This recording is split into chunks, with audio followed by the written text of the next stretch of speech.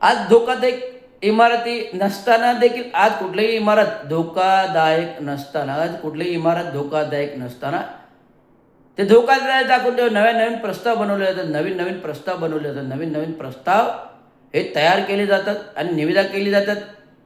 तेच नगरसेवक, तेच कार्यकर्ते, तेच नगरसेवक, तेच कॉन्ट्रॅक्टर, तेच ठेकेदार, तेच आमदार, तेच ठेकेदार आणि तेच मंत्री, अशा प्रकारे पूर्ण नेटवर्किंग काम चालू आहे ठाणे महानगरपालिका आणि संपूर्ण ठाणे महानगरपालिकेत होऊन खाली.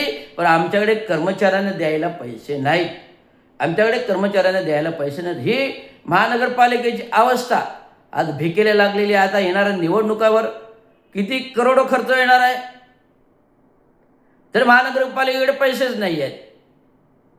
तर महानगरपालिका निवडणुका का लावते? आज पूर्ण प्रभाग रचना बोगस आहे. पूर्ण प्रभाग रचनाच बोगस आहे.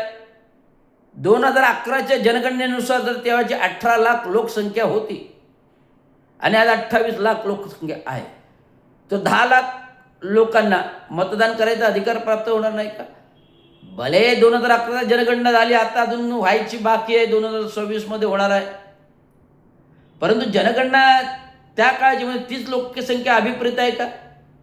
म्हणजे 2017ला 18 लाख, त्याच्यापूर्व 2005ला पण 10 लाख पण ती लोकसंख्या.